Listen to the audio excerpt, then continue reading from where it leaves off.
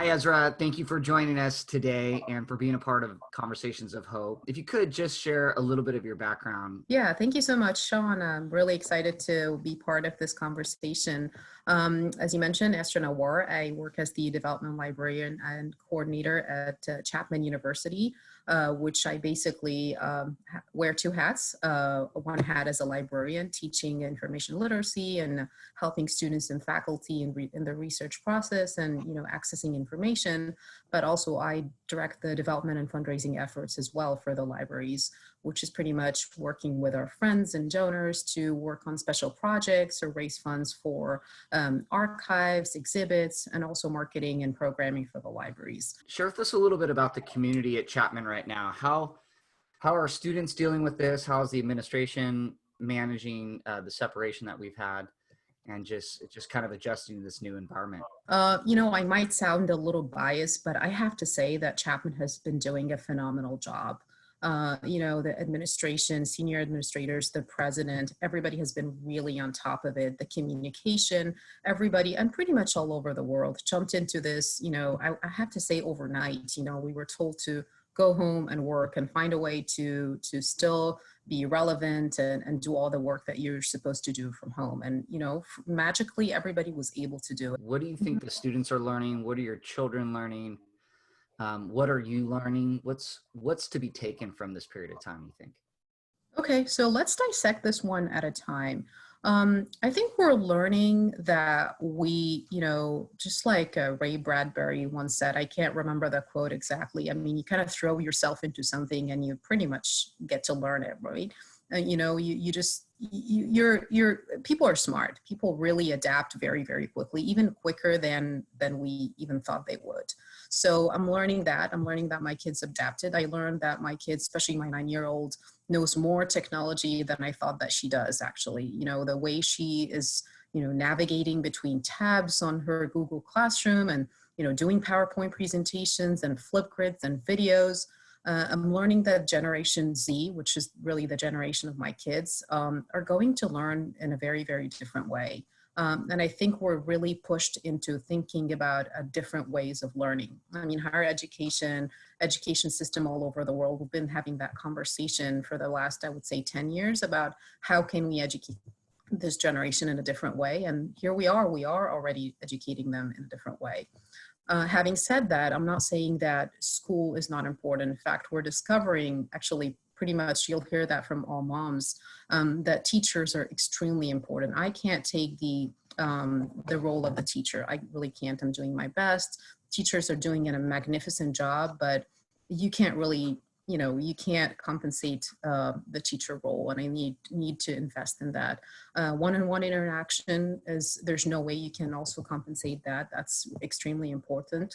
Adapting to technology, we need to invest in our information technology infrastructure. Relationships, there's no way, even though now we have the time, but we don't have the people around us. So it's really hurting a lot of us. And as I mentioned to you this morning, Muslims around the world are celebrating the start of Ramadan, and it's hurting all of us that we won't be able to gather around each other's, meals and having meals together, talking, breaking fasts, praying. So we really appreciate each other more and more. I have to say also, one of the things that I discovered that my kids, especially in my home, that my kids are actually enjoying this.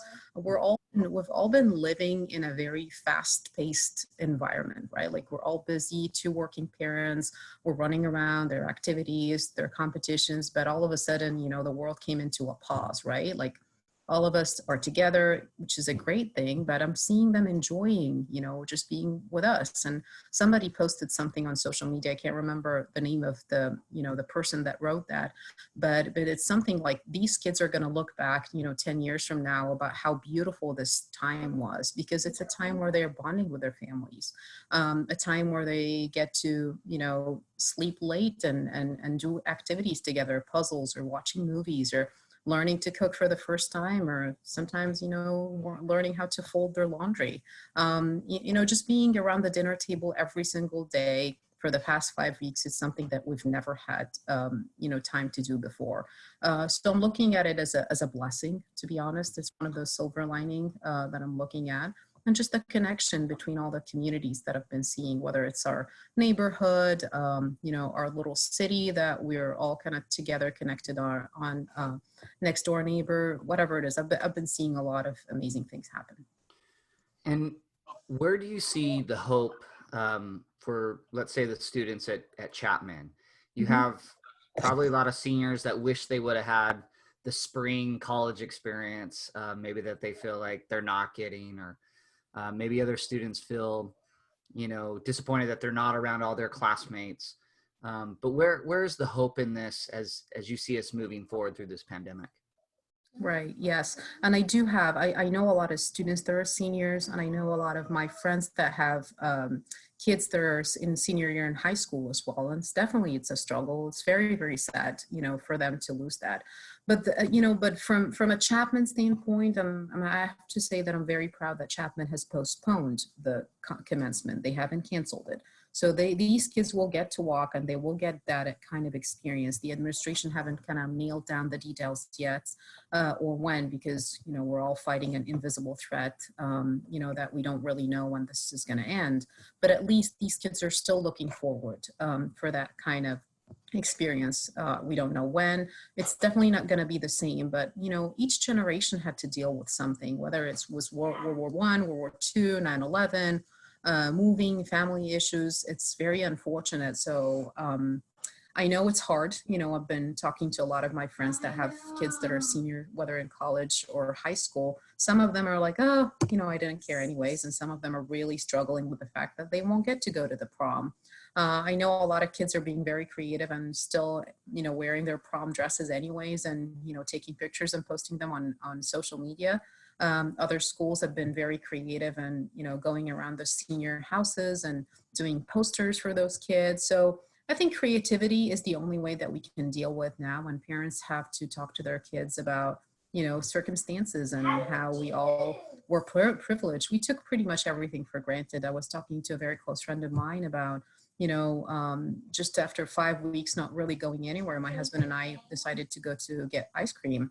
And it was really sad because I wasn't even able to open the door because I was afraid of, the doorknob. Right. You're not even able to just go and get your ice cream yourself. You have to wait for somebody to serve you. So it hurt you that we really took everything for granted.